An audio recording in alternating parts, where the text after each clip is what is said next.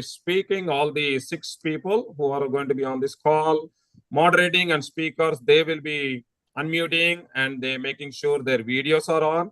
All others, you will have your time. All your questions have been shared with the panel, the moderators. So Srini and Bharat will be doing all the moderation and the speaker will be talking. So all that will be coming soon. So once again, thank you all the kiddos. You are setting up the stone and making every other person dream come to reality. So Srini and Bharat, I'm going on invisible mode. You both take it over. All right, thank you.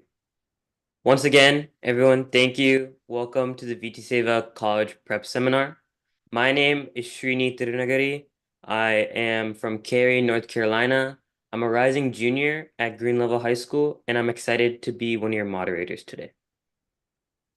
Hello, everyone. My name is Bharat Nakalapudi. I am also from Cary, North Carolina. I am a rising sophomore going to Green Hope High School, and I'm also very excited to be one of your moderators. Now I'm going to pass it on to our speakers. Hi everyone, I'm Bhavita. I am going to University of Alabama at Birmingham. I'm going to be in the pre-med track and I'm majoring in biomedical sciences.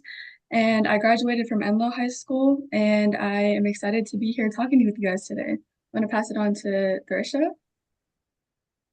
Hi everyone, my name is Trisha Sakamuri. I'm from Tampa, Florida. I went to Middleton High School, and in the fall I will be attending the University of Miami studying public health on a full tuition scholarship. In high school, I was involved in HOSA, student government, and junior ROTC. Now I'll pass it over to Tejas. Hi everyone, I'm Tejas Paramkisham. I'm from Cary, North Carolina. I graduated from NCSSM in Durham. This past spring, I'll be attending UNC Chapel Hill on a full tuition scholarship, and I'll be majoring in math and computer science. I'll pass it to Bertha now. Hello, everyone. My name is Bhartram Susarla. I graduated from FCS Innovation Academy in Georgia, and I will be attending Georgia Tech this fall, starting in August, and I'm majoring in environmental/agriculture engineering and pre-med. In high school, I did Science Olympiad and ROTC as some of my activities, and I'm grateful to be having this experience with you all. Thank you so much. Now, just for a quick overview of what we'll do today, we have 3 different sections. So our first section will be all about your college apps. So talking about essays, career paths, everything that you need to know to prepare for your college apps. Our second section will be about a little more broad. It'll be about high school, what you need to be doing throughout high school, in high school, so that you can get into your dream school. And lastly, our third section will be a somewhat, not exactly an open mic. Once we are done with all of our questions, you guys will have the chance to put your questions in the chat, and one of us will read it out to the speakers so that your doubts can be answered. With no further ado, I'll pass it on to Buddhas to kick us off with our first question. Okay, everyone. So our first question about writing a college essay is, how do I write a great college essay?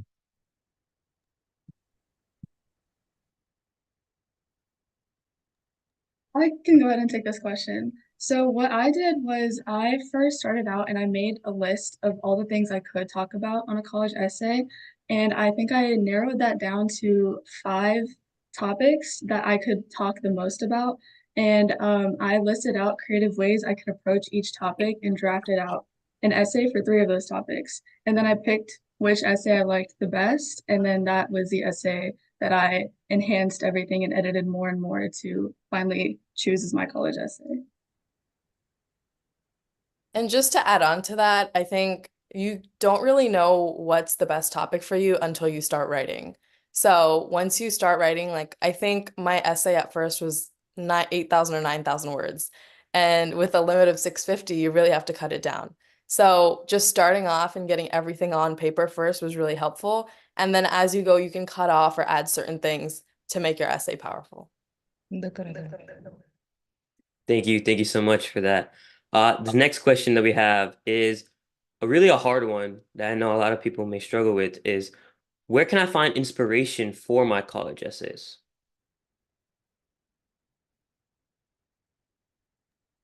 I can take this one.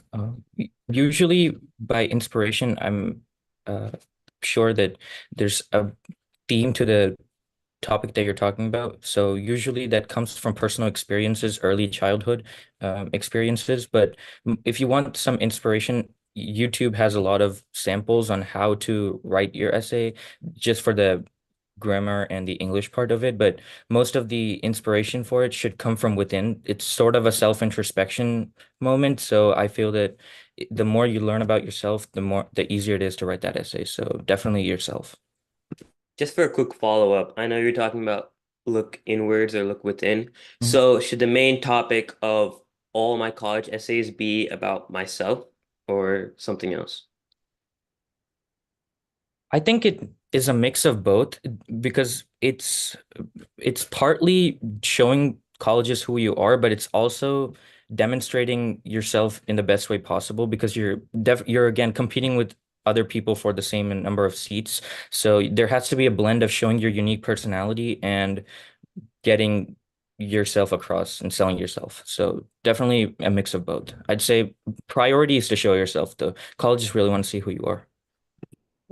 I would also like to add, it depends on the essays that you're writing because obviously your personal essay should be about you and your life, but there's also supplemental essays that are on the application, which I'm sure we'll go into, but those can be specific questions about like what does this word mean to you? And they range from any kinds of topics. So based on the question, you also have to decide how you're going to approach it. All right. Okay, so on to our next, and I'm sorry. Um, on to our next question on choosing a career path. How do I choose a career path such as between engineering and medical? I think it can be helpful to like take different classes if you're like deciding between engineering or medicine. You can take between like some engineering classes and take some medicine class, like biology classes, and see which ones you like the most. For example, took a computer science course when I was in ninth grade, and I really liked that, and that's why I decided to do computer science. So I think just taking different courses and trying new things and seeing what you like will help you find like what you want to do. I And know that sorry. I know that question was kind of targeted towards engineering and medicine, but like what about other majors? Like, I don't know, let's say law or marketing, business. What about all those? yeah, to add on to what Tej just said, I definitely say extracurriculars is a big one. You like the clubs that you're participating in high school, whether that be Science Olympiad, HOSA, FBLA, all the big ones, they help you get into the experience that you need for the industry. So they kind of help you see where you will be in the future. So definitely having some of those experiences will better help you choose what path you should take.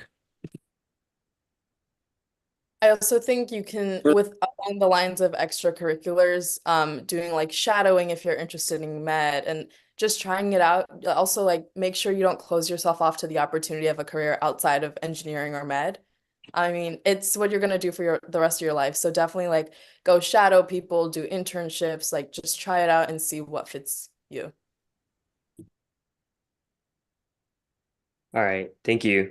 Once again, on the topic of career path, another question. What steps can I take to decide on a career path before applying to college in the next 2 years? So let's say I'm a junior, rising junior.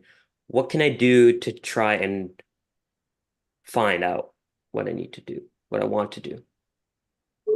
I say I'd say definitely do your research. You once you do research, you'd be surprised to find out how many different jobs there are. So do your research and narrow down like, oh, this seems interesting, this seems pretty interesting. And then like honestly, the easiest way to do it is look at a day in the life on YouTube of a person who is working that job and see if you can envision yourself doing that and being in that career. And I think that's the easiest, best way to be able to figure out what career you want to go into.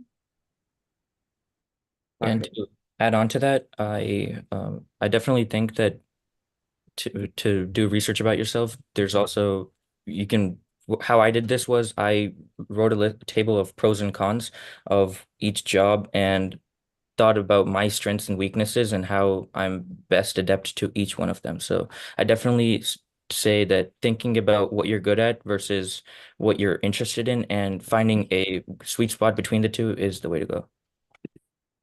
All right, thank you. Thank you. Okay, so on to our next topic on extracurricular activities. What extracurricular activities in the Triangle area should I focus on for a career in engineering? I think there's a lot of different extracurricular activities options.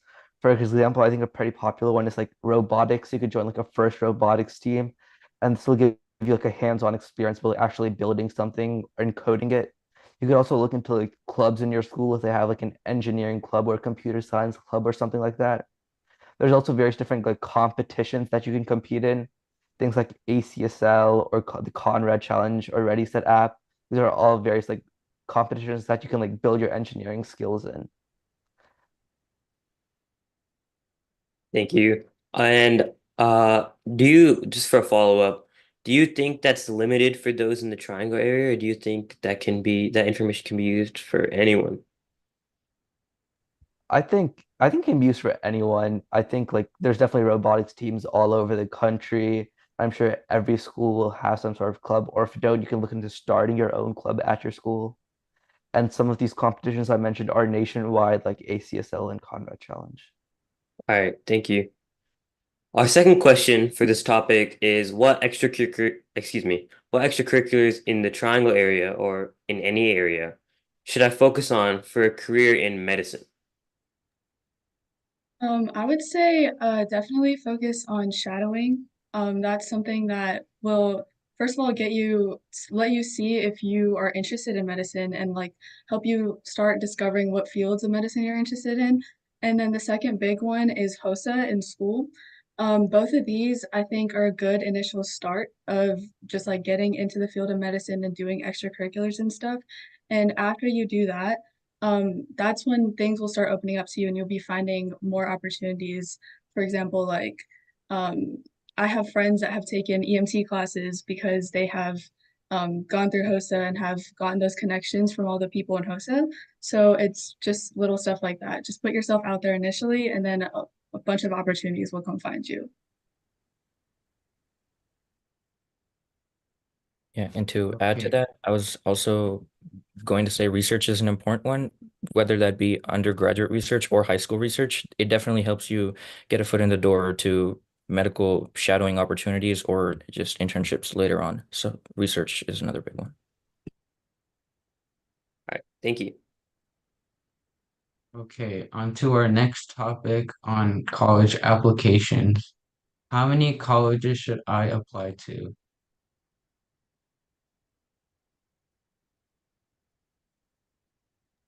This is totally up to you. Sorry, Thirsty, you can go ahead.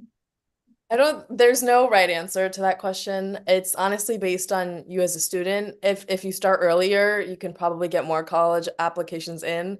But I was also on the swim team, so I know I had a very busy fall semester because swim team was fall season. So I didn't apply to as many, like I know some people that applied to 20 and I know some people that applied to 5. So it's really based on what time you can dedicate towards the college applications. But I would also say make sure you're applying to colleges that you're actually interested in going to. Like colleges that you've done your research on and you've liked their programs rather than just colleges that have a big name. So even if you were to have the extra time to fill out the applications, it's just not worth sending an application to every single college. You have to still do your research and make sure that's a college that you're willing to go to, right? For sure. And that's very much reflected in the way that you answer your supplementals as well. A lot of the supplemental questions for a lot of colleges will ask, like, why this school? Why are you interested? Like, what programs are you interested in? So, in order to be able to answer those questions, you have to do your research and understand where you'd see yourself as a part of the university. All right, thank you. The second question in this topic is, when should I start my college application process? Well, I think like you should start on your personal statement essay like the summer before your senior year. It's really helpful if you can get it done before you actually start school, because then throughout the school year you have your homework, extracurriculars, and your supplemental essays. So I would really emphasize trying to get the personal statement done in the summer. And then the Common App opens on August 1st. So this is typically when the supplemental essay prompts will be released. So I would recommend waiting until August 1st to start working on them, because sometimes colleges will change what supplemental essays they like what the prompts are. So you don't want to like write an essay and they change the prompt. Since the word supplemental essay keeps popping up, could anyone please explain what a supplemental essay is and what it does? Yeah, I can talk about that. So the main essay on your Common App is a personal statement. This is part of your Common App. It's like a 650-word essay that will be submitted to every single college. But each college will also have their own specific prompts. These are called the supplemental essays. So this will be unique to each college, and how many or how long they are is completely dependent on the college. Some colleges only have like one, or some colleges have like five. And And these what are the are, things, well, excuse me, sorry. sorry. These are No, the no, go things where ahead. they ask like, why do you want to go to this college? And like, why do you want to do this major or things like that? All right. Thank you. On to our next question. Should I submit mediocre AP scores or AP scores at all? So AP scores are something you worry about after you get into the college and decide which college you want to go to, because AP scores do not go to every single college you're applying to. They only go to the college that you choose to go to. So that is something you'd worry about later on. But I would that the AP scores that I submit are based on what credits I'd be able to get based on those AP scores. So once you get into that college and choose your college, you should look at their credit log sheet and then decide based on that what scores to submit. Yeah, Also, to add I on to that, oh, you can go ahead for sure. Thank you. Also, to add on to that, it does depend on what your major is a little bit. Obviously, if you're planning on going pre-med, it's definitely better to have an AP score, a passing AP score for like AP chemistry or AP biology. So, I mean, if you're applying to a pretty pre-med intensive school, it's definitely important to look at your scores and think about whether you should or shouldn't. Because in the application, you don't send your scores, but there is a part where you do declare them. So based on how you're doing, you have to decide about that. Yeah, and if you actually took like the AP class, like you took the AP biology class, for example, colleges will be care more about the grade you got in the class than your score on the exam. All right. Thank you. Uh, if you don't mind, could I ask a follow-up question on what they just said? Why do you, I'm not sure if you know this, but why would they focus more on the grade that you got in the class rather than your AP score? Well, because an AP exam is like one day, it's like 3 hours. It's hard to test everything you've been doing throughout the year versus a class you've been learning throughout the year, doing various assignments. So if you have one bad day or one lucky test, it'll probably average out. So it's more like reflective of what you actually know and will be able to like apply on like a future class. All right. Also, to add to that, the passing score for an AP exam, like it is a 3, but sometimes the score is more about transferring that credit over. So like if you take AP psychology, and at least for the University of Miami, if you get like a 4 or a 5, then you can transfer that over and then take a higher level of psychology. So getting the grade is to show that you've taken the class, you're a good student, like you try your hardest, which is something that colleges value more than whether or not you can transfer the class over. All right. Our fourth question in this topic is, what are the different types of application, like college applications? For example, we have Common App and things like that. So what are the other forms? There's the Common App, and some schools use the Coalition app, which is also one of the famous ones. But schools like MIT and the UC schools, they have their own portal. That's the extent to which I know that the portals exist.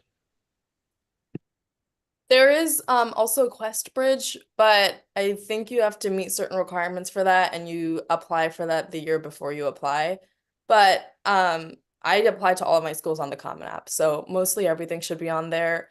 Like Bharat said, some of the schools like California schools and then MIT, some of them have their own portal. So it's definitely good to do your research on that. For North Carolina, there is also CFNC that you could apply to schools on.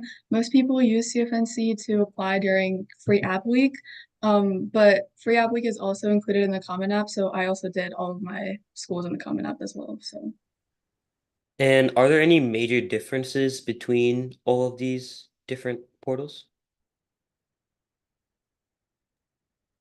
I wouldn't, there's nothing major. I mean, it also doesn't matter. Like colleges don't prefer Common App over Coalition or vice versa. It's really just colleges trying to make it available to everyone so that you can apply however you feel free. But they're still looking for the same things. Like there'll still be supplementals. You still have to put your activities, your personal essay and stuff like that. And to add on to that, it also depends on what high school you're going to. Some counselors have a personal preference to one of the portals, as most high schools do this with Common App, as it's the easier portal and you can easily send your final transcripts. But any of them, like Tricia said, are valid.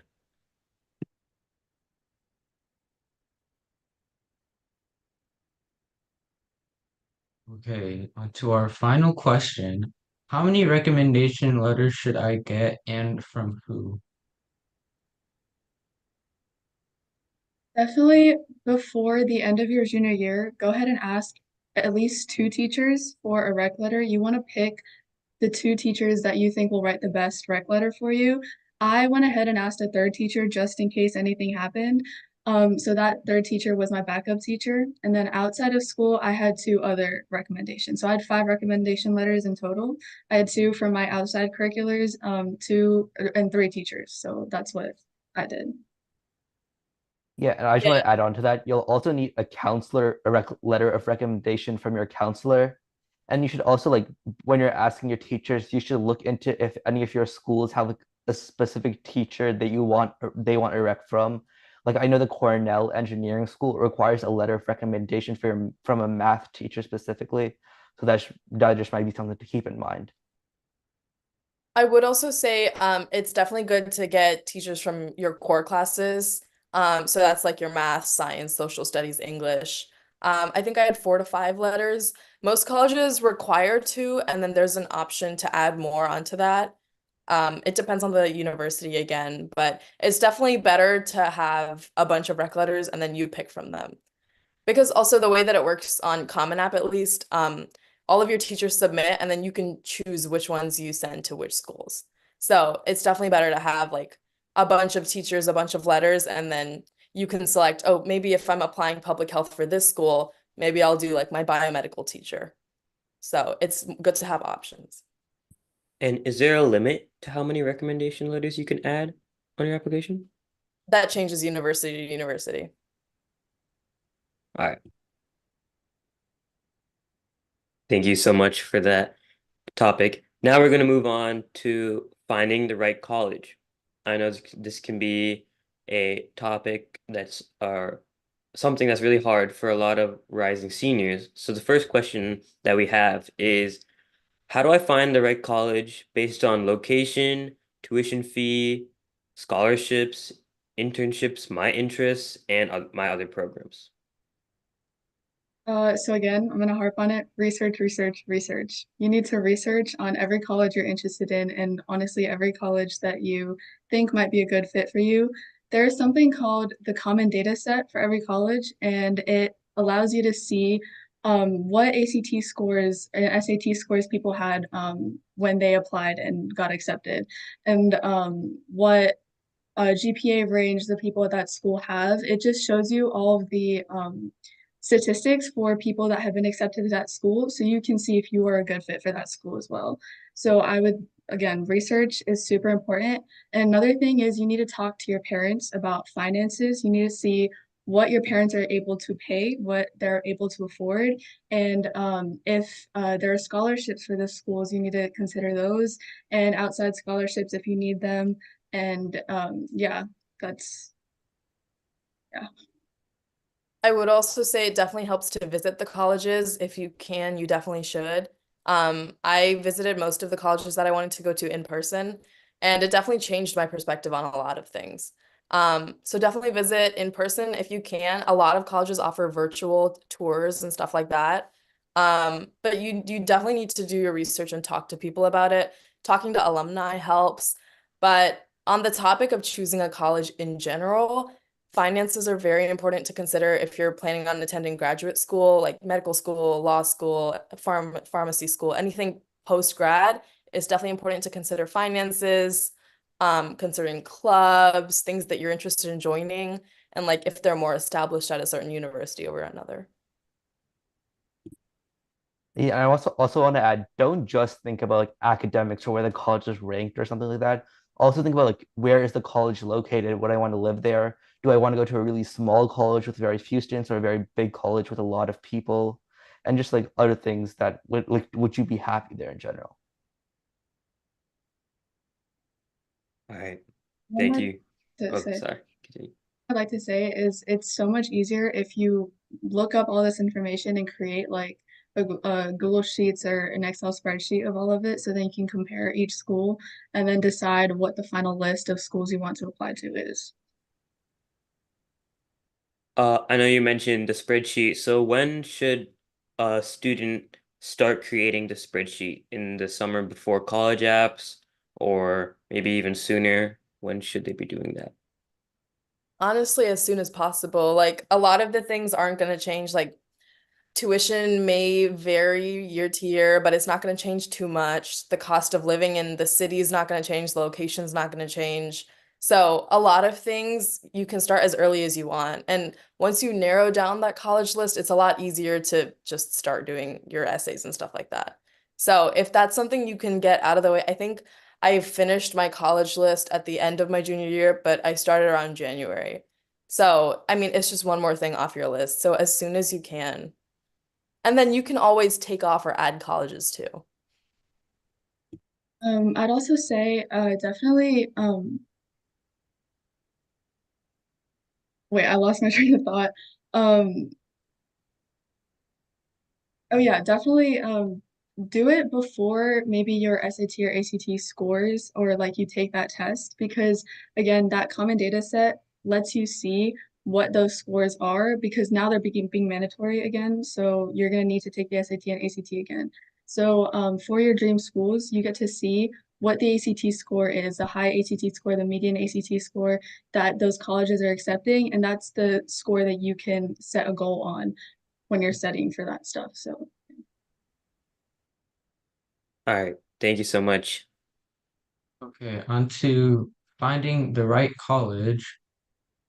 Oh, sorry, my bad. On to reach target and safety schools. How many colleges should I apply to, and what are reach target and safety schools? So a safety school is a school that you're very likely to get into. Like things like your GPA and SAT or ACT would be like in the top 25% of students there, or it has something like above like an 75% acceptance rate. And you can look up like the percentiles in the common data set, like Bob was saying. So it's essentially like a school you're pretty much guaranteed to get into. A target school is the one you have a good chance of getting into. These are also called match schools. So you typically like your stats would be like in the middle of this current student body. And then a reach school is a school that you're like unlikely to get into. These are the ones that have like very low acceptance rates, like the Ivies. These are all reach schools for everybody. And these will vary for everyone. So what's a target school for somebody could be a reach for somebody else or a safety for somebody else. So yeah, just keep in mind like and try when you're applying to colleges, try to have a good mix of all of them. Try to keep at least like two or three safeties and two or three targets. So you have some so most likely have some options to pick after acceptances come out. Right. And just to add on to that, there's no specific number. Like you can do as many reach schools as you want, you can do as many targets as you want, like he said.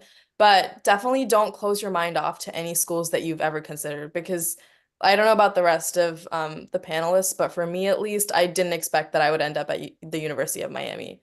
So like as time went on and based on like the things they offered and the pros and cons, like it changes throughout your year. So it's definitely important to have safeties, reaches, and targets. Something else I want to add is a safety school should be a school that you actually want to go to. Don't just add safety schools for the sake of it and because you think you'll get in somewhere else. Like you should be like if you end up going to the school, you should be glad that you're going there and think you would be happy there. One more thing I'd like to add is keep your mind open to schools in general.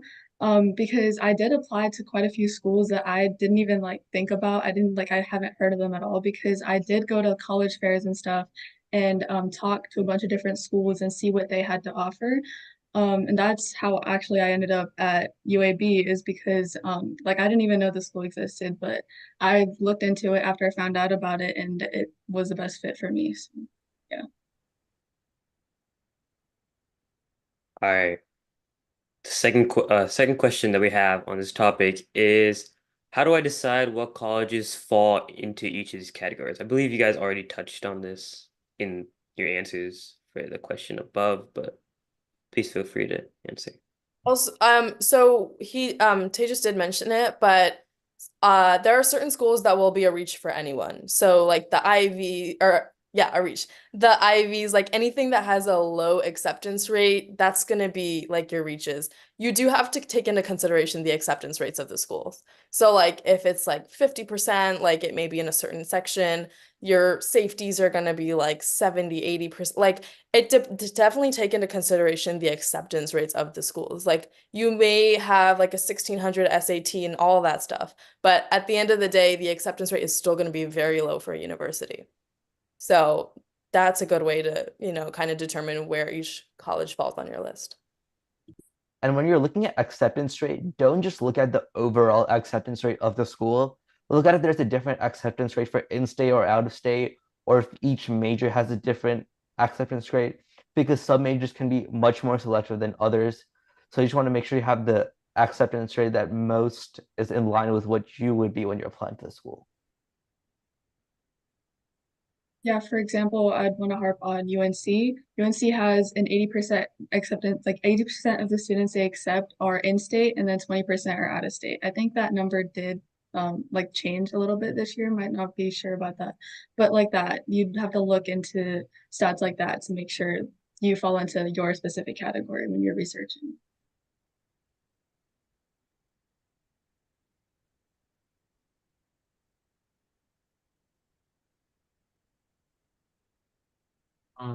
On to our next category, which is building a resume. What is the purpose of a resume in a college app? So I think a resume is an opportunity for you to like add things that you couldn't find space for other things like on your application. Like the Common App only gives you 10 spaces for activities, and you only get like 150 characters for the description of that. So a resume is an opportunity for you to like either add more activities or add more details about the activities that you didn't have an opportunity to show elsewhere. Also, not all colleges accept resumes. Like sometimes they don't even have the option for you to submit it, but you should definitely start building in a resume as soon as you can because it's so helpful to have something that's like tracking every single activity you've done. So like I may not remember something that I did in ninth or 10th grade, but it may suit a supplemental topic really well. Or even in an interview, it might be like a great experience or activity to bring up. So it's definitely good to have that written record of something ongoing so that you can always like go back to it and think about what you've done. And resumes aren't only for the Common App. Resumes, or sometimes people call it a brag sheet, they send those to the teachers that they're getting recommendations from so that teachers can get a whole different side of the student they're writing a recommendation for besides just the side that they see in the classroom.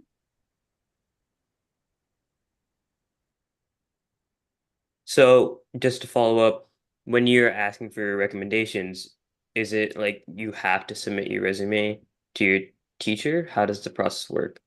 There is no requirement to submit a resume. Once you ask, so end of junior year is when you would ask your teacher, hey, can you please write this rec for me? They'll either say yes or no based on how many students have already asked them.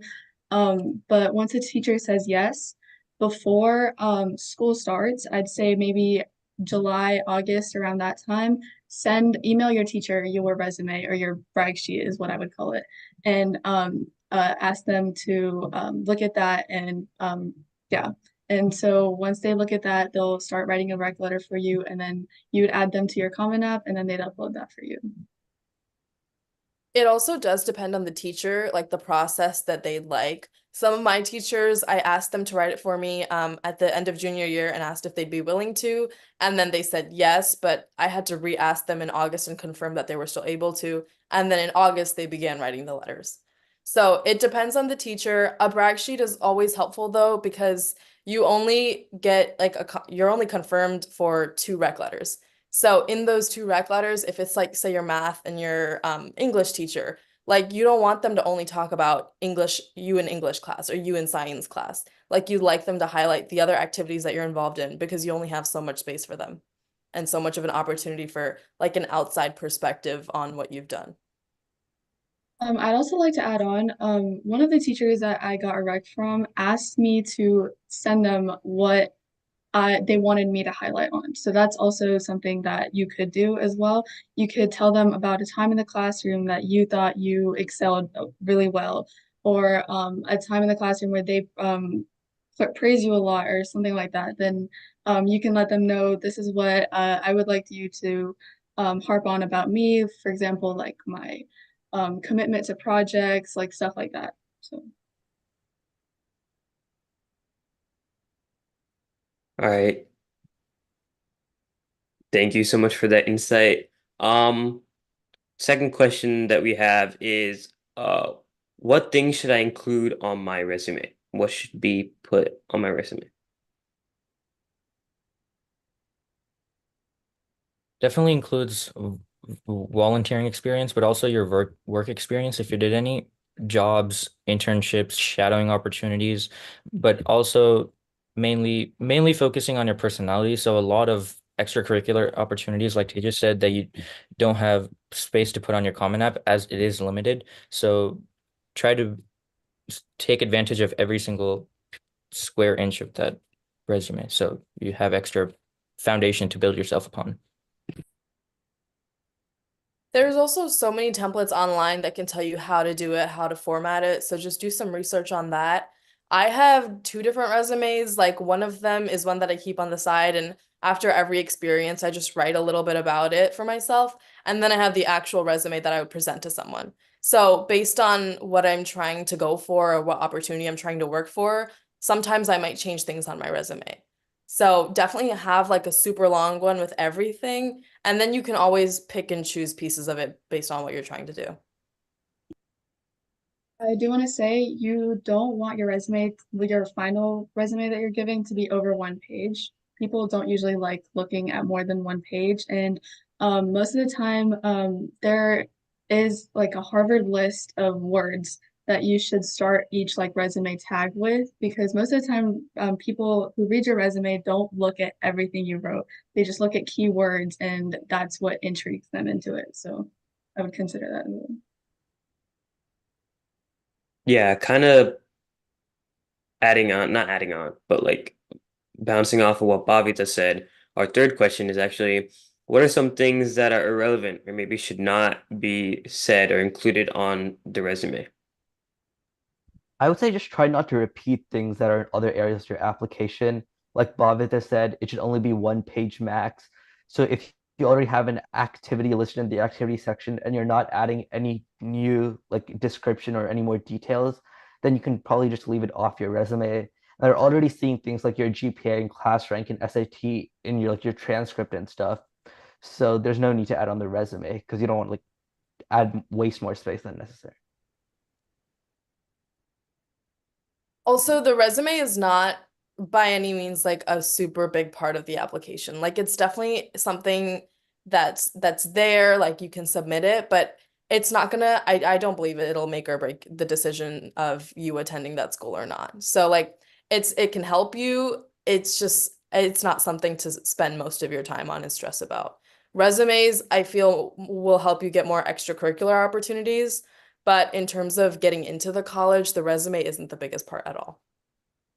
Definitely adding on to that, one of the really good feedbacks I got from one of my teachers was quality over quantity. Don't overdo your resume, as Bhavita and Trisha said. It's only one page, and you have other opportunities in your Common App to include the 10 activities. So keep it consistent, but also include just the ones that are most necessary and relevant to what you're applying to make sure you have the best shot of getting it.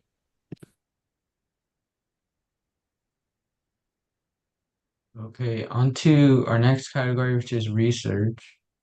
How important is research experience for college applications?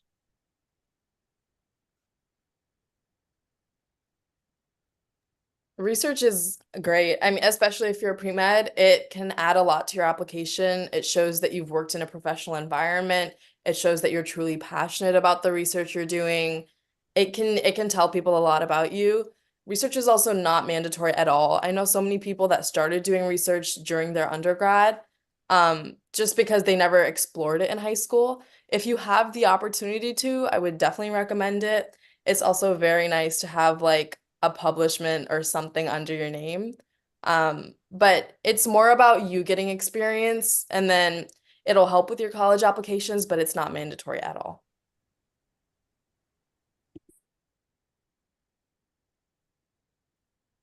All right. With that, we're going to shift gears more towards high school, what a student should be doing throughout their 4 years in high school to get them that better chance in getting into their dream school. So, our first topic for this high school segment is handling, uh, excuse me, sorry. I take everything back. We still have one more topic in college apps. The last topic is handling application pressure. How did you and others handle pressure when doing your college apps? I know it's a very small window for getting in as many college applications as you can. So how did you guys handle it? For me at least, definitely finishing my personal statement before school started was a big help.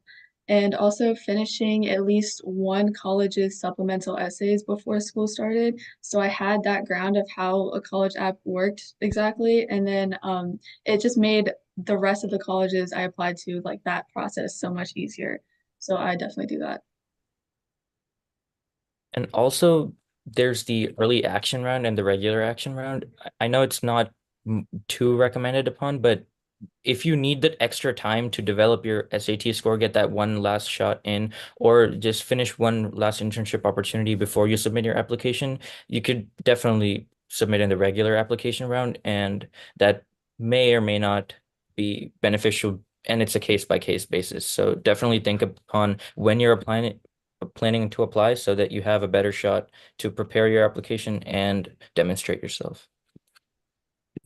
I will also say like college apps are hard. College app season is very, very difficult. Like just sitting down and writing essays, like you're so likely to get burnt out. So like take your time with it, give yourself some breaks. And also you have to understand that the college apps process, like it sounds so cliche, but it's all about you as a person. So like your parents may want you to go somewhere, like your aunt or uncle is like, oh, this is a good college. Like but at the end of the day, you have to do your own research about it and you have to decide because that's where ultimately you're spending 4 years. So don't be pressured by it. Again, like everybody's a well-wisher and they're trying to help you, but you have to make your own informed decisions about where you go, where you want to apply, and I'm sure everybody will be supportive of that. And just something to keep in mind throughout the college application process is not getting into your dream college is not the end of the world.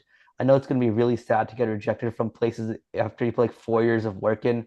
There's so many different opportunities throughout college. You can still have grad school or whatever, like law school or something, or med school.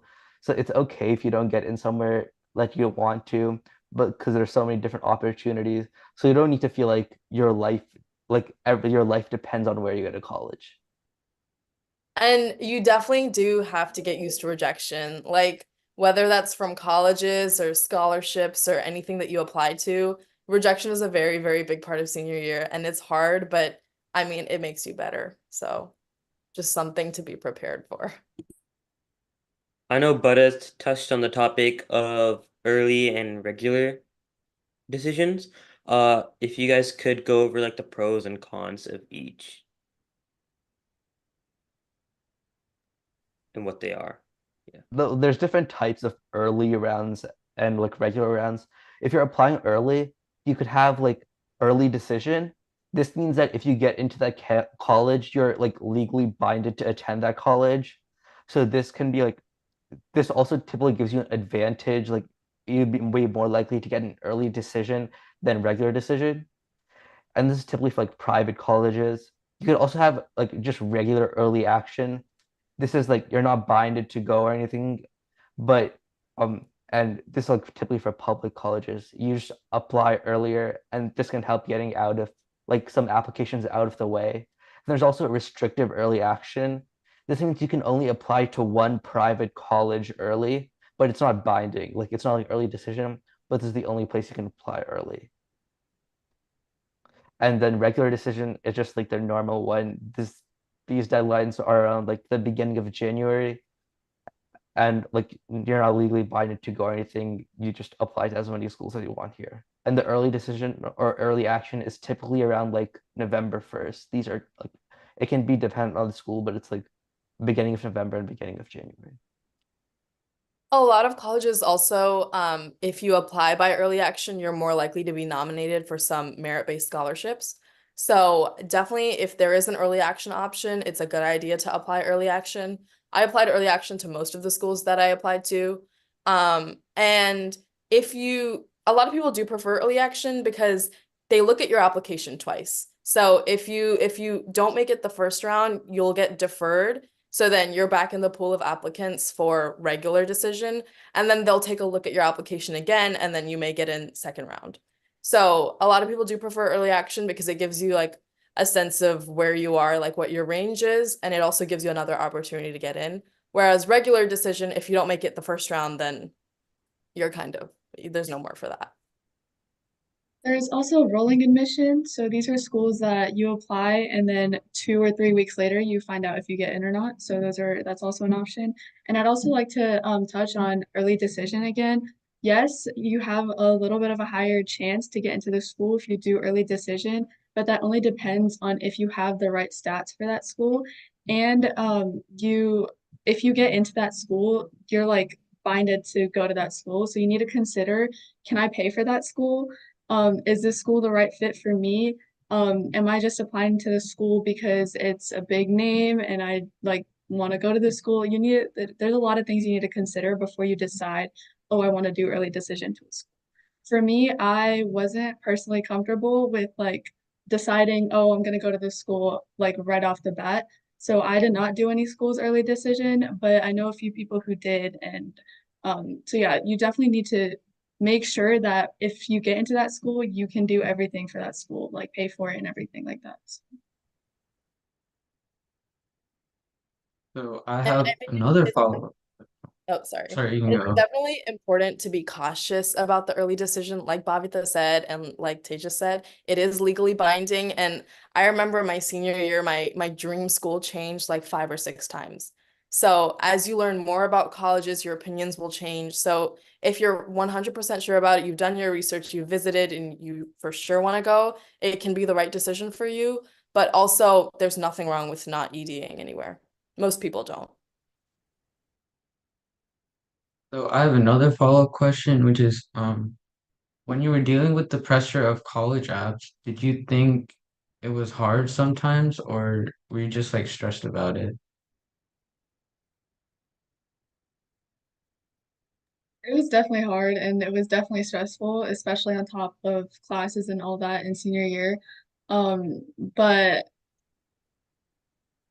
you kind of have to do it. It's like you have to do it. So there is no like getting away from it. But if you have any ways to like get out of like get relaxed and not be stressed out and like get less stress for yourself, that I would recommend doing that. But yeah, it's like it's not something you can really get away from. But it's good And to be Yeah, able to know how to handle it. just to add on to that, also, like, there's the time period where you're applying. So, like, first semester, you're scared about applying, you're writing all the time, you're tired, you're burnt out. And then even after you submit your applications, you're just waiting to hear from the colleges. And that's super nerve-wracking. And then you open your decisions and then you need to choose a college. So the entire year is a lot of pressure, but like make sure you enjoy your senior year as well. Like the school events like prom, homecoming, whatever, like make sure you go out and have fun because it is also your senior year. Yeah, I was gonna say, don't think about your college applications 24/7. Do things for fun that don't involve college or school. And if you're hanging out with your friends, don't talk about college applications all the time. Just try to get your mind off it sometimes. Okay, on to our next topic, which is impact of grades. How influential would a bad grade in one class be?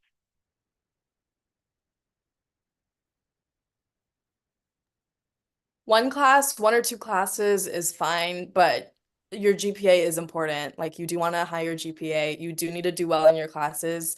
It's also based on where you're planning on attending.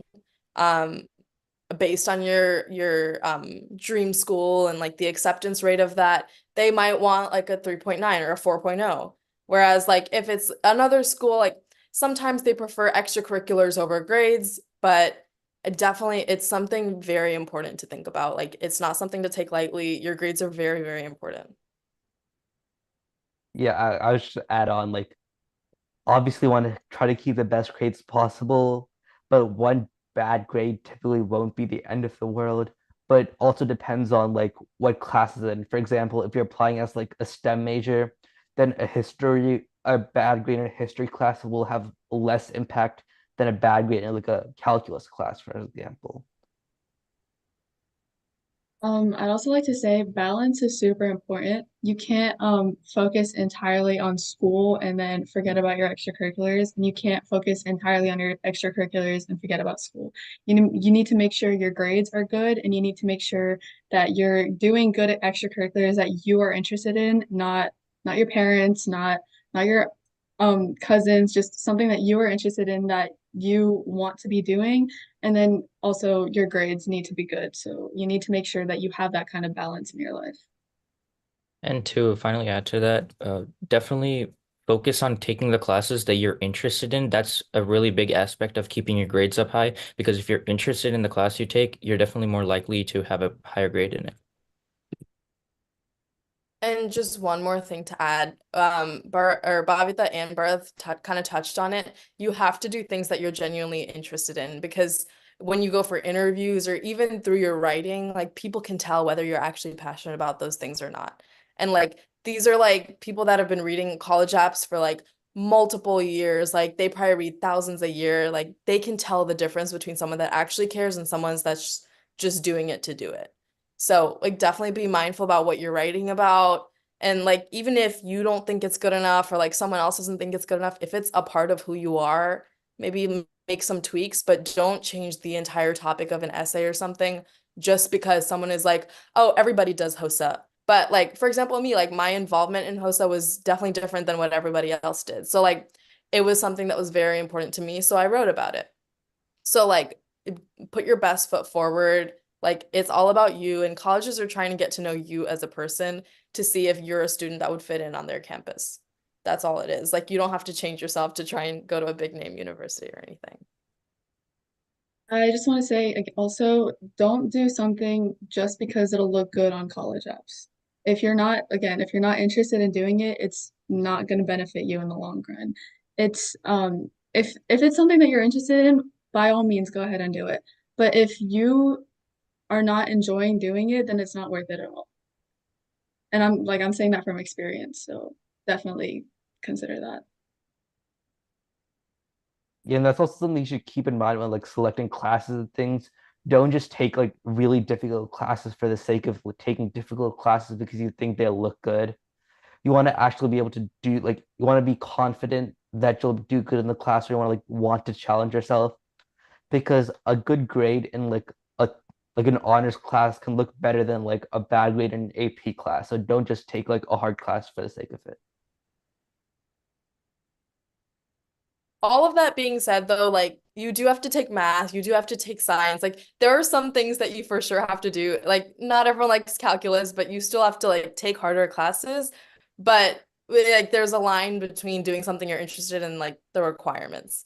So like don't just steer away from those. All right, then. The second question for grades is how influential are freshman year scores on your college app? Super influential because freshman year scores are what start out your GPA. And if your GPA starts out bad already, it's super, super hard to bring your GPA up again through the rest of the 3 years. So your freshman year grades matter a lot because you need to make sure they're good so that you have something good going and you can build either build off of or just keep a good GPA going rather than starting low and then trying to build it up and up and up because building it up is a lot harder than keeping it like maintaining it. The other perspective of that is it is definitely hard and it's definitely good to start off with good grades. But if you start off kind of struggling and lower and then you show like great improvement, colleges will take note of that. So like if you start out kind of in the middle or even bad, like as long as you show improvement, you still do have like a pretty good chance. You just need to like keep going up and up and up rather than like starting off good and then dropping and then trying to get back. It's even more of a mess that way. So like it's Yeah, I just okay if your freshman year didn't go as you expected, but from there you do have to go up or try to. Yeah, like, I was gonna add on to that. Like, colleges like to see an upward trend in your GPA if you don't already start off with a high GPA. So while freshman year is still really important because it's still a significant amount of your grades and GPA, if you want to like this would be the time to start like to have a quote unquote bad year versus like a later year, and like you'd rather see a upward trend than a drop. And some colleges like Stanford and the University of California schools they just completely ignore freshman year altogether. But most schools do look at it, so it's try to keep your grades up. But again, an upward trend, they like to see that.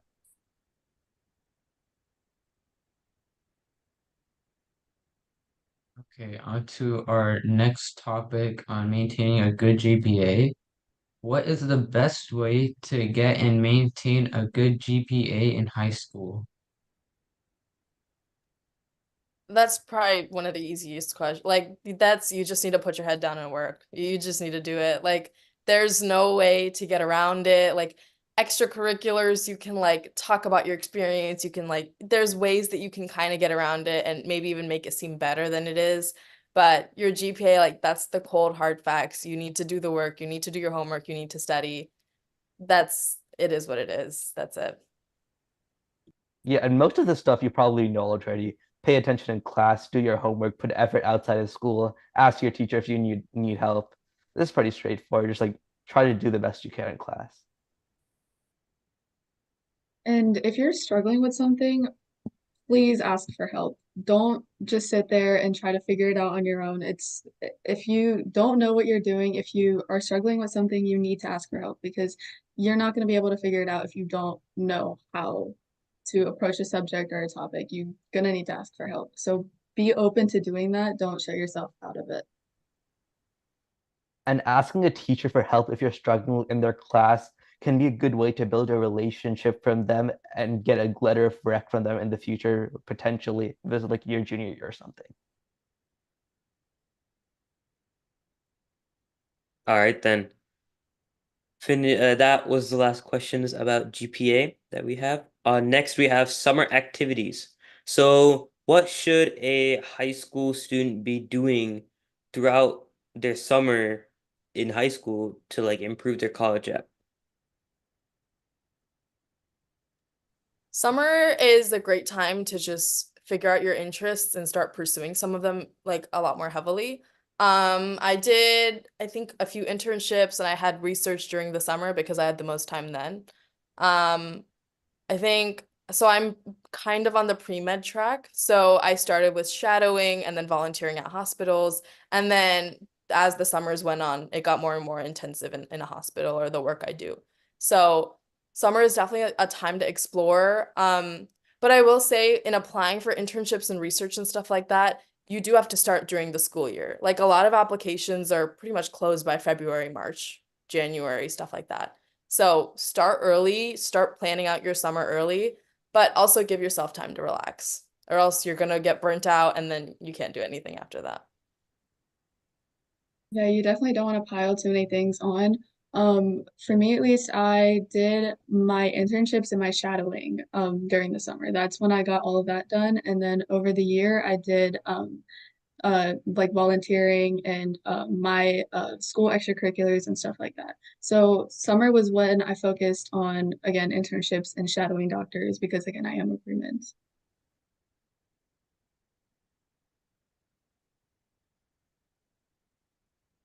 Okay, on to our next and final topic, standing out in college applications. How can I make myself shine in my college applications?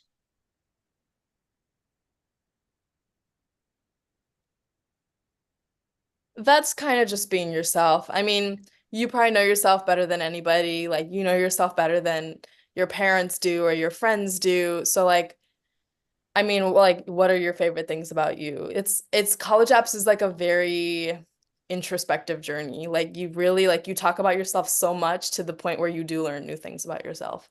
So like figure out what your favorite qualities are, figure out what like what your characteristics are the best. Like I think I'm better at public speaking. Like my extracurriculars are probably come easier to me than my academics.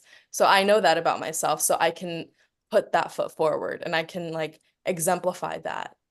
So definitely like know about yourself and then standing out, like you can't fake it. So you have to just be honest and be yourself, as cliche as that sounds.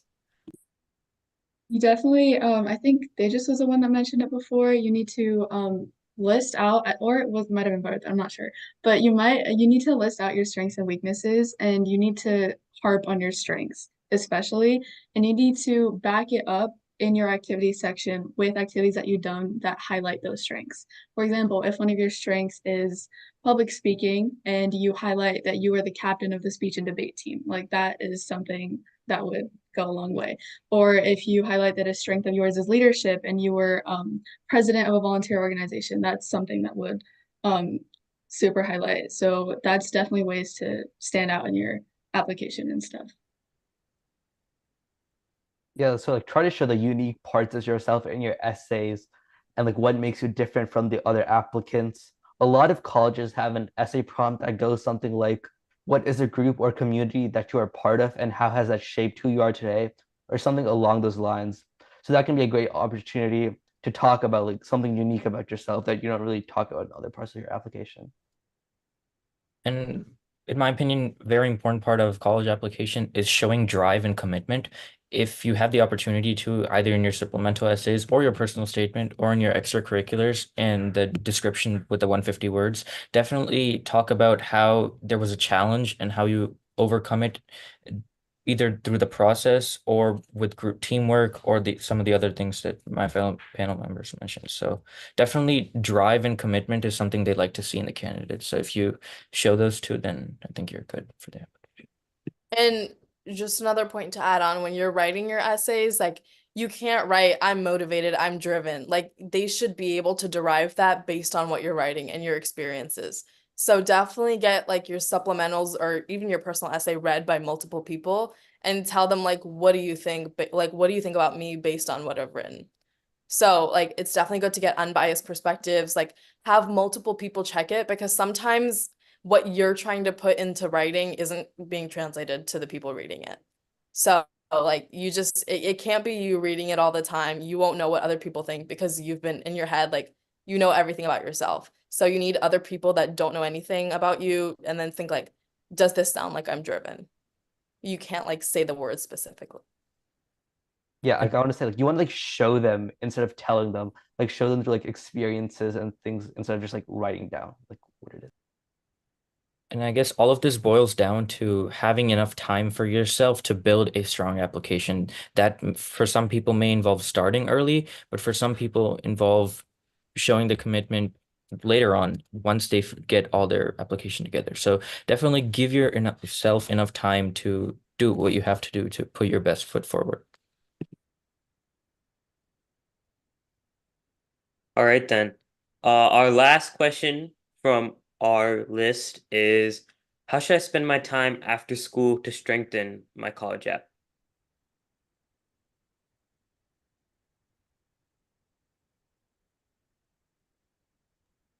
That's based on your extracurriculars and honestly your day-to-day schedule. When I was in swim season, I would go to school and then I had swim practice and then probably like some club meetings and then I come home, do my homework and then whatever else I need to. But that depends on which clubs you're involved in, how they work at your school, timings vary, but your day-to-day won't be the same every day. Like Monday may not look like Wednesday. So definitely like you have to make your own schedule and you just have to figure out what you have time for. Time management and planning is very, very important, especially at the start of your senior year when you're doing all of the college applications and stuff. I know we say start early, but a lot of us do procrastinate. And while it is tough, like you can make it past procrastination if you manage your time properly.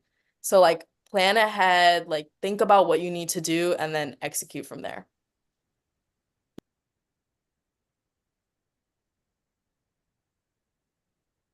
All right then.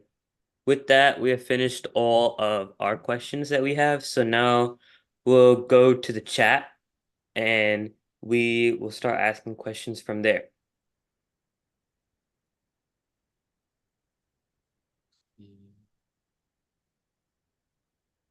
Our first question is, what is the most important factor when you're picking out colleges and how many should I apply to? I think we've already said that, but if someone wants to say anything more, then they can. Yeah, I think we've addressed that one. It's all about you as a person, how many you think you can do, how many essays you can write, stuff like that. But I do think like the common range that I've heard is like 10 to 20. I've heard like people do 24. Like it depends on how early you start. It's as many as you want. All right, a question that we have from the chat is, what is shadowing? So shadowing is you basically sit with a doctor and go through their day to day interacting with patients and stuff. So what happens is you contact a doctor and ask them, hey, can I shadow you? I'm really interested in this field. I'd really like to see what your day-to-day life is like. And so you'd go to their hospital or their practice and you'd sit and just watch them do their thing, watch them do their job, interact with patients, and ask them questions if you are interested or curious about anything. And yeah, that's basically what shadowing is. And also when we say shadowing, it doesn't have to be exactly that. Like some doctors' offices, some hospitals will have like requirements, like you have to be 16 or 18 to shadow, but they'll have other opportunities within the hospital to volunteer. Like I volunteered at Moffitt and I was like in interventional radiology, but I would just help like make beds, clean beds, stuff like that. So having that experience of like holding the lobby door open or like wiping mats down, like having that experience will make you a better candidate to shadow a doctor. So like you have to start at the bottom and then you kind of work your way up. But shadowing doesn't necessarily mean you have to follow the physician around. It can be like just in a hospital, you're just learning about the environment. Okay, on to another question, which is who all can send who can all send recommendation letters outside of school? Any extracurriculars you're a part of outside of school? For example, I was part of VT Seva, which is a volunteer organization. So I had the VT Seva coordinator for Carrie write a recommendation letter for me because I was super involved in that. And I was also in marching band, so I had one of my marching band instructors write me a rec letter as well. And so all these people are people who have seen me grow as an individual in my extracurriculars, and they've seen me grow as a person and seen me shine in those extracurriculars, which are things that I love to do. And so they were able to write super amazing recommendation letters for me that I really think did make a difference for me. So it's Yeah. someone that knows you as a person. Yeah, to add on to that, definitely if you have enough time to start your internship early, then your proctor for your internship can also be one who writes your recommendation letter, because depending on when you started it, either sophomore or junior year, they had some time to develop a connection with you and see how you are in the workplace compared to school, so they can add another nuanced aspect to you in the application. And going off that again, if you do want to ask an internship proctor for a recommendation letter, definitely do it right after the internship has ended, because if you do it the summer before senior year and your internship was sophomore year summer, they're probably not going to remember that much about you. So definitely do it right after the internship has ended. Just to follow up on that, uh, could you ask a teacher from an old school for a letter of recommendation? You technically can, but that wouldn't go in your teacher section. So your teacher section is most likely going to be your high school teachers. Also, it's not the most recommended because like you're applying in high school, so like you change a lot in high school. So your middle school teachers may not have the best grasp of who you are as a person, and sometimes like their opinion is a little bit diminished because they don't know you as well or they haven't seen you as long. So that's where, like, if you're trying to get that broadened perspective of someone who's known you for a few years, definitely like an organization you've been involved in for a while, like even for the entire duration of high school, that can be in your other section. But the teachers, I would keep to your core classes and people that are at your school. That being said, if you have a teacher that you really want to write your rec, but they left the school and you still are in contact with them, you can still ask them for a teacher recommendation. That is allowed. But it's only if it's a teacher that you had in high school. And what about a teacher from a old high school, as if like you moved schools? Would that teacher still be considered a like teacher, or would it be an outside recommendation?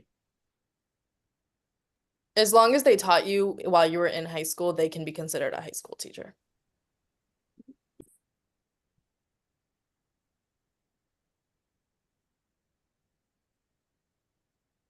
Sorry. Another question is, if I want to apply for a double major, do I need two applications on a Common App, or do I apply through one main major?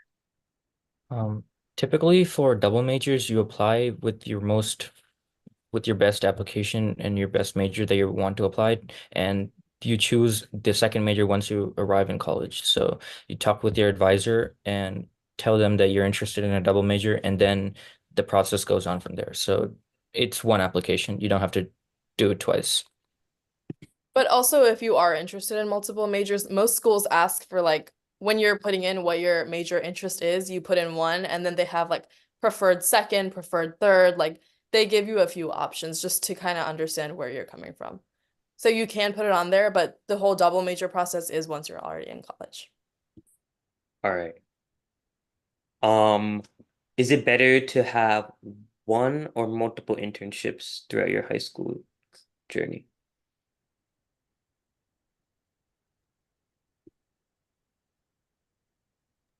I think if it's one that you can continue, like if you started research in your sophomore year and you can continue that throughout your like until your senior year, that would be more beneficial than having like two or three short internships where you did a little bit. But again, with internships and activities, you have to be careful because you only have 10 spots to talk about them. So like they'd rather have one meaningful one than like you just filling in all 10. Yeah, I think this is one of those cases where like, the quality is more important than quantity.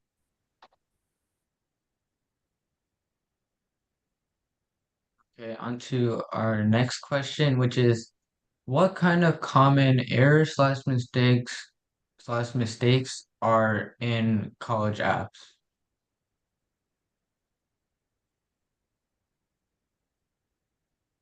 I guess the biggest one I've noticed is a lot of people just do the things that they're not interested in just for the sake of the application.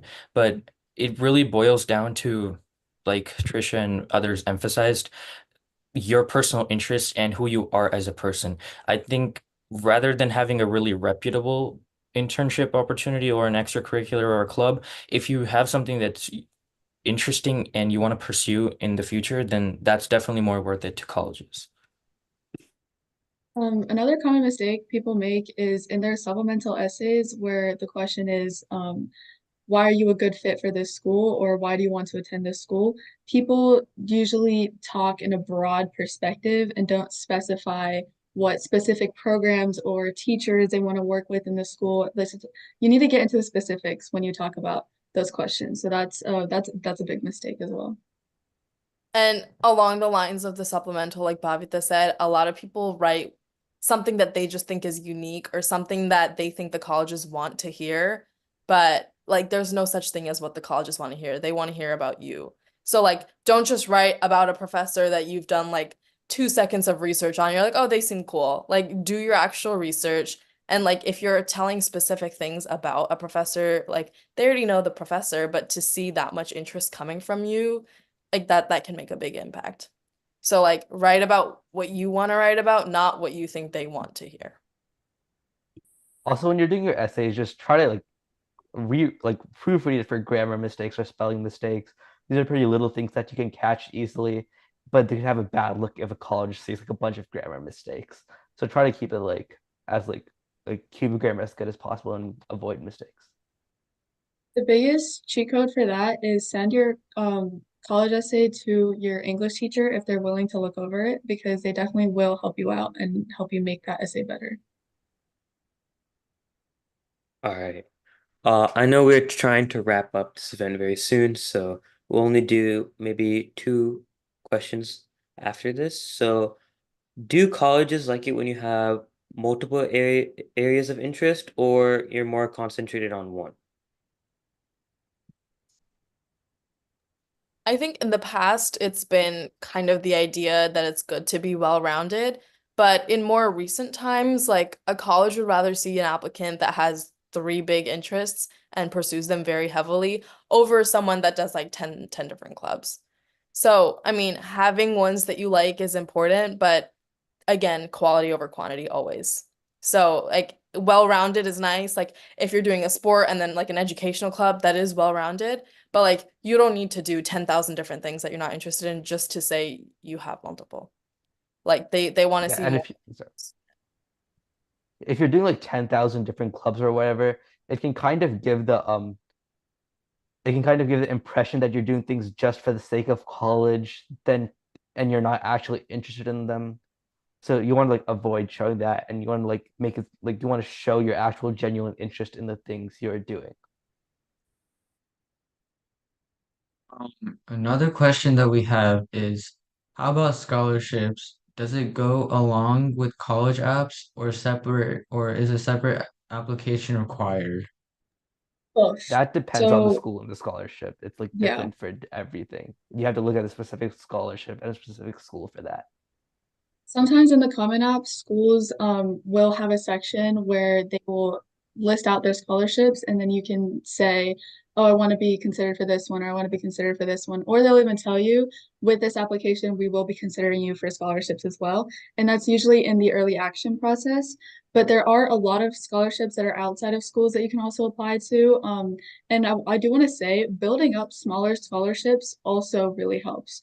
So, like, you if you look at a scholarship and it's $1,000 and you're looking at another scholarship that's $25,000, you probably have a better chance of getting the $1,000 scholarship. And if you apply to more and more scholarships, you can build all those scholarships up and get a lot of money. So yeah. Yeah, I will say a lot of colleges have a lot of money, so they're definitely willing to give scholarships. You have to like express interest in it, and also like you can sometimes reach out directly to the college, like the financial aid office or something, and then if you mention it, like maybe they'll nominate you for an application or something. So like there's definitely stuff like that. Also, external scholarships are very, very important. Like a lot of them go like people they don't end up giving them up because people don't apply to them. So like definitely go for the local scholarships. There's the big ones like the Coca-Cola scholarship or like Brian Cameron Foundation. Like there's a bunch of big name ones, but the local ones in your area are also very, very big.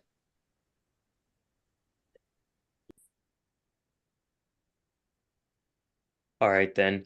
Now that we're closing in to 12:30, I believe that's most of the time that we have. I know there are many, many questions still left in the chat, so please feel free to contact Mr. Swami Sri Perambadur. If you have any questions, he'll be more than happy to answer them. Now I'll pass it on to him so he can give us our closing remarks. Wow, wow, wow, wow, wow. What a fantastic panel. You guys are rocking. You are doing more better than me. I mean, all wonderful speakers. Give them a round of applause. You have emotion MG, so you all did a wonderful thing. I think you really talked about what you have really done. You have gone through your personal journey. You really touched on all the minute things what you have done. So it is almost like if you were better, what was the end of yourself? If let us say, last question, give everybody 30 seconds chance, right? So if you think you are starting today as a freshman, so what will you do? Let's go with Trisha. Probably the exact same thing that I did to get to this point. Like you just try everything and then see where you end up. Excellent. Okay, let's go to Tejas. Yeah, I think like Trisha said, I would probably repeat a lot of what I did through high school, but I think just like make sure I keep my grades up, try a lot of new extracurriculars to see what I like and don't like, and yeah, just like put a lot of effort into things. Great. What about Bharat Susarla? Yeah, I'd also go with exploring more about myself, but I'd also say get more internships or opportunities. That way you learn more about what it's like in the real world. Okay, let's end with Bhavita. Yeah, definitely keep my grades up, and I would definitely join into more clubs and see what else was in there in my school because my school had a lot of clubs that I didn't know about. So if I did that earlier, I definitely would have loved doing that. Excellent, excellent. Now it's a big, big applause to our wonderful moderators, Srini and Bharat Nekkalapudi. They did awesome job. So I want to hear from Bharat, about Bharat and Srini from the panels. Bhavita, what do you think about how did they do? They did amazing. They were really good, really attentive. I liked it a lot. Okay, Bharat Susarla, what do you think about Bharat and Srini?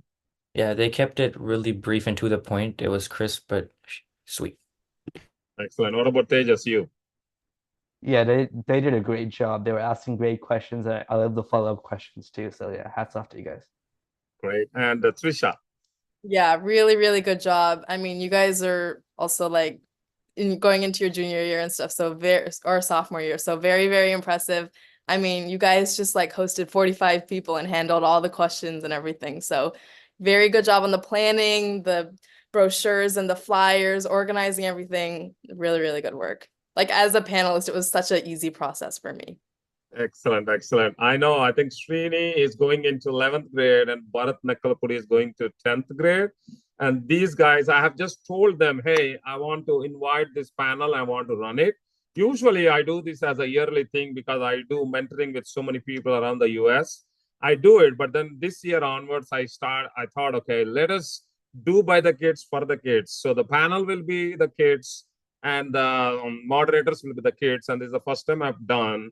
And Bharat and Srini, you guys did awesome job communicating, creating the flyer, and keeping the tempo on. And as Trisha mentioned, follow-up questions. That means you are not just going through the list, but you are also understanding, comprehending, and what would be the follow-up questions. Because as a students, I know a lot of the questions were there. Please ping me. I can talk to them because it's already 1.5 hours we have kept it. Just a couple of things I want to mention. All the visas, H4 visas and all, these kids don't know anything about visas. So talk to me. I will give you all those details. And early action, any number of applications you can do. Early decision is only one because you are already deciding. So you have to go only if you are decided. And there are different ways to accomplish. If you are a business major, engineering, marketing, sales, there are, I would say, more than 1,000 majors are available. And this is all exploratory, but I think they have shared a lot of information. Feel free to reach out to me for any other questions. But with the interest of the time and giving back to the Sunday, I once again appreciate all the panels, Trisha, Tejas, Bharat Susarla, and Bhavita for doing an excellent job. And thank you so much, Srini and Bharat Nakalapudi, for running the show. So I think you are all making my job easy. So I will bring you back as moderators, and all the other students and parents, whatever you have questions, reach out to me. And if next time, if you want to be on the panel, then you have to be like these 4 people. Make sure your dreams come into reality. That's what you need to do. And if you want to run the moderation, reach out to me. I'll be doing this again sometime. So till then, thank you guys. Enjoy your weekend and good luck to all these 4 wonderful, amazing kids for your colleges. You are going to be transforming yourself into adulthood. So no parents are there. You are going to be on your own. So be good, do good, and make sure to come back after graduation for the panel to talk about how was your graduation. And for Srini and Bharat, continue your journey, focus on your colleges, and good luck for everything. Thank you all. Let's